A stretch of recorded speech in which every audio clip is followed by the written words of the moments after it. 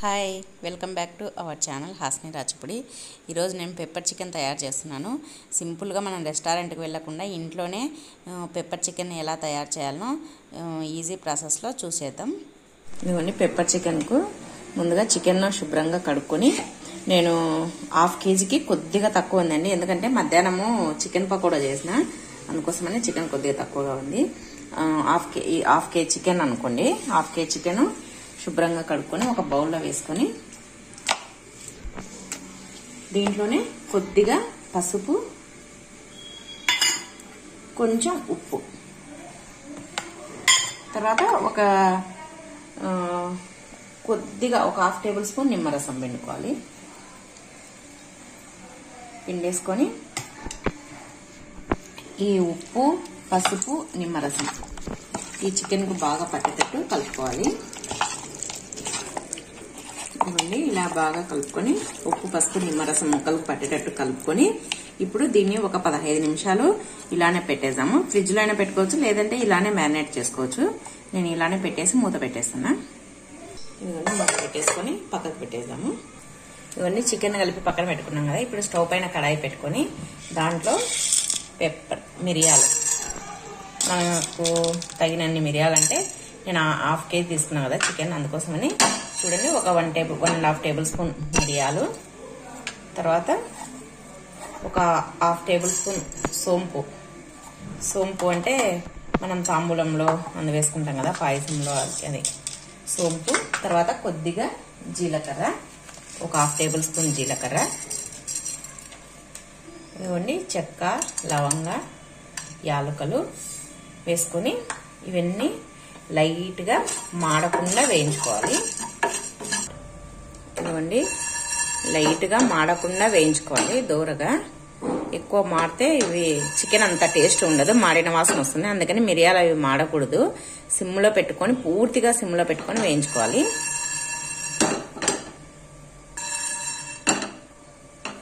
ఇవ్వండి, లైట్గా వేగినాయి, మరీ మాడకూడదు. ఇలా దూరగా వేయించుకొని, ఇప్పుడు మంచి స్మెల్ వస్తుంది వేగితే. అప్పుడు మనము ఒక ప్లేట్లోకి తీసి పెట్టుకున్నాము. తీసి పెట్టేసుకొని ఇవి చల్లారిన తర్వాత మిక్సీకి వేసుకున్నాము. ఇదిగోండి, ఇప్పుడు అదే కడాయిలో ఒక 4 టేబుల్ స్పూన్ల ఆయిల్ వేసుకోవాలి. ఇదిగోండి, ఇప్పుడు ఆనియన్స్, ఒక 2 ఆనియన్స్ తీసుకొని చాపర్లో వేసుకొని సన్నగా చాప్ చేసుకున్నాము.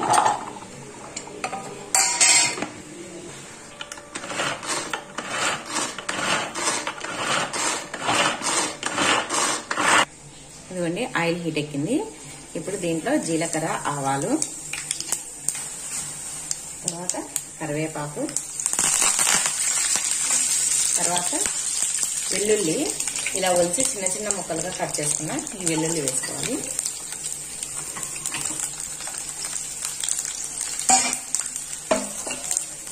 వెల్లుల్లి వేసుకొని ఒకసారి కలుపుకొని, ఇదిగోండి మనం చాప్ చేసి పెట్టుకున్నాం కదా,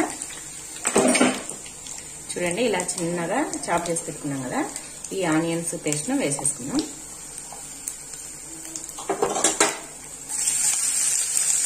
చిన్న చిన్న ముక్కలుగా అయినాయి చూడండి, కొన్ని మెత్తగా పేస్ట్ మాదిరి అయిపోయింది.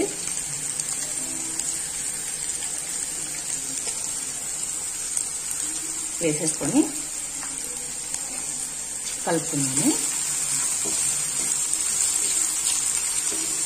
ఇది కొద్దిగా బ్రౌన్ కలర్ రావాలి.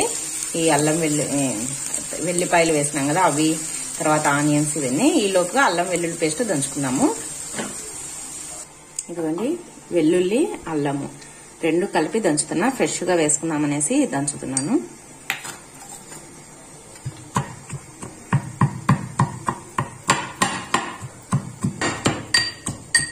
ఇదిగోండి, ఇలా ఫ్రెష్ గా అప్పటికప్పుడు దంచుకొని వేసుకుంటే చాలా బాగుంటుంది. ఇదిగోండి దంచుకున్నాను. ఇంక ఇప్పుడు వెల్లుల్లి కాగుతున్నాయి, దాంట్లోకి వేసేస్తాను.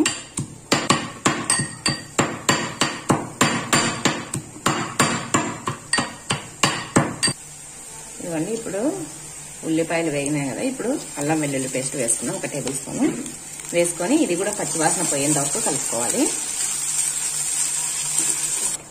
ఇదిగోండి, అల్లం వెల్లుల్లి పేస్ట్ వేగేలోపు 2 టమాటాలు, చిన్న టమాటాలు తీసుకొని ఇవి కూడా చాపర్లో వేసుకొని చాప్ చేసుకున్నాం.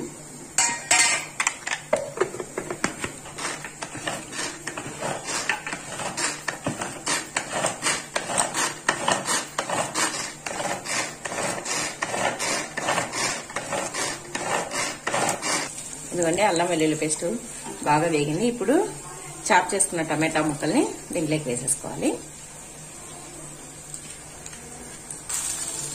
టమాటా ముక్కలు వేసుకొని ఈ టమాటా ముక్కలు కూడా పచ్చివాసన పోయేంత వరకు కలుపుకోవాలి.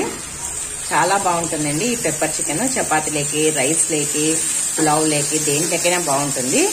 లేదంటే పప్పు వైట్ రైస్ చేసుకొని పప్పు ఫ్రై చేసుకున్నా కూడా ఇలా గ్రేవీగా చేసుకొని తిన్నా కూడా బాగుంటుంది.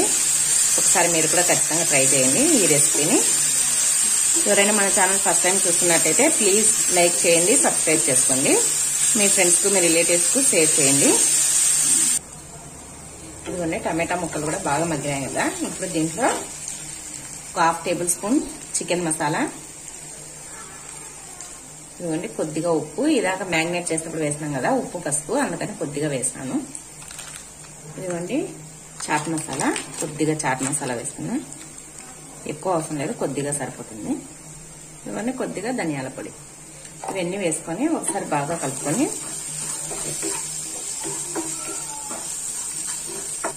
ఇదిగోండి అన్ని మసాలాలు వేసి కలుపుకున్నాం కదా. ఇప్పుడు ముందుగా మ్యారినేట్ చేసి పెట్టుకున్న ఈ చికెన్ వేసేసుకోవాలి. ఈ చికెన్ ముక్కలన్నీ ఈ మసాలా వేస్ట్లోకి వేసుకోవాలి.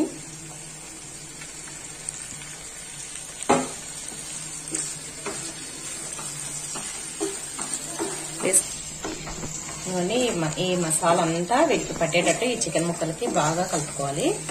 ఈ అల్లం వెల్లుల్లి పేస్ట్, తర్వాత ఆనియన్, తర్వాత ఇదేమంటారు టమాటా పేస్ట్, ఇవన్నీ బాగా కలసాలి ఈ చికెన్ ముక్కలకి. ఇలా కలుపుకొని ఒక 10 నిమిషాలు ఇలానే మగ్గనిచ్చేద్దాం. ఇవన్నీ మూత పెట్టేసాము. మూత పెట్టేసి దీంట్లో ఉండే వాటర్ వచ్చిపోయేంత వరకు మగ్గనిద్దాము. ఇదిగోండి మధ్యలో ఒకసారి మూత తీసి చూద్దాం. చూడండి నీళ్ళన్నీ వస్తున్నాయి కదా. ఇంకా కొద్దిసేపు అయితే ఈ నీళ్ళన్నీ పోతాయి. అప్పుడు మనం ముందుగా వేయించి పెట్టుకున్న మిరియాల పొడిని వేసేస్తున్నాం. వేయించి మిక్సీ పెట్టుకున్నాం కదా, అది ఇంకా కొద్దిసేపు వేగాలి. ఇదిగోండి మరో 5 నిమిషాల తర్వాత మూత తీసి చూద్దాం. ఇప్పుడు చూడండి వాటర్ అంతా పోయింది కదా. చూడండి ఇప్పుడు మనం ముందుగా మిక్సీ పెట్టుకున్న ఈ పొడిని వేస్తున్నాం. మిరియాల పొడి, తర్వాత జీలకర్ర, సోంపు ఇవన్నీ వేస్తున్నాం కదా.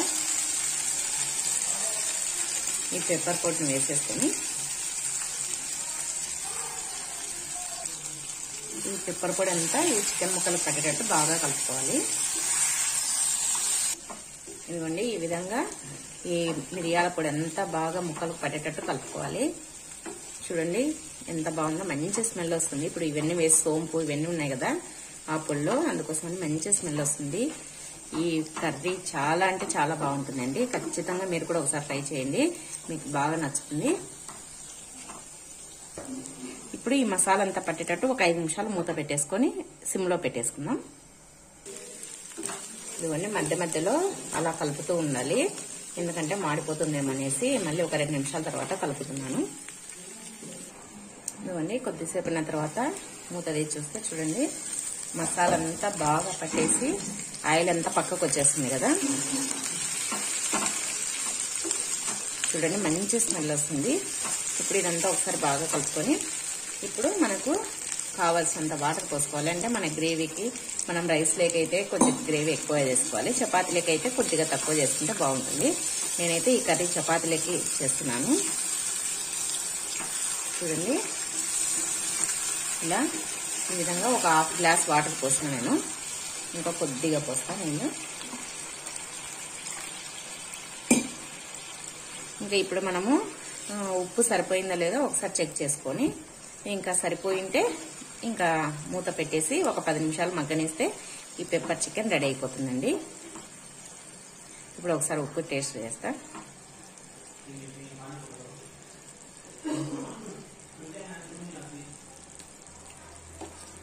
కరెక్ట్గా సరిపోయింది. ఇప్పుడు మూత పెట్టేసుకొని ఒక 10 నిమిషాలు మగ్గనిచ్చేద్దాం.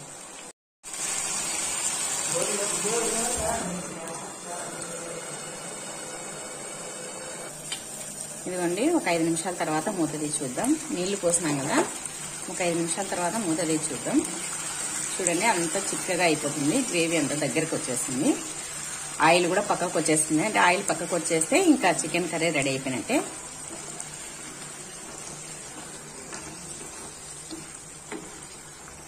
ఇంకా కొద్దిసేపు పెట్టేసి ఆఫ్ చేసేద్దామండి. ఇంకా pepper chicken gravy, pepper chicken ready అయిపోయింది.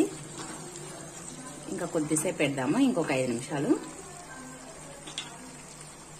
మూత పెట్టేసుకొని ఒక 5 నిమిషాలు ఉండి ఆపేస్తాం.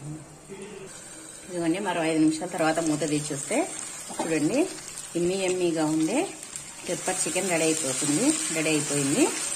ఇంకా అంతేనండి ఈ చికెన్. ఇప్పుడు ఇది చపాతీలేకి తింటాం మేము. చాలా అంటే చాలా బాగుంటుంది. చపాతీ, పుల్కా, రోటీ వేట్లేకైనా బాగుంటుంది. రైస్, పులావు అన్నిట్లేకి. ఇంకా అంతేనండి.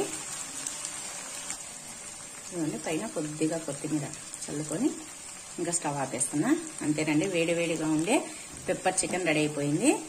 ఈ వీడియో మీకు నచ్చిందా? ఈ వీడియో మీకు నచ్చినట్టయితే ప్లీజ్ ఒక లైక్ చేయండి, షేర్ చేయండి. హాస్ని రాచిపూడి అనే ఛానల్ని సబ్స్క్రైబ్ చేసుకోండి. Thank you for watching.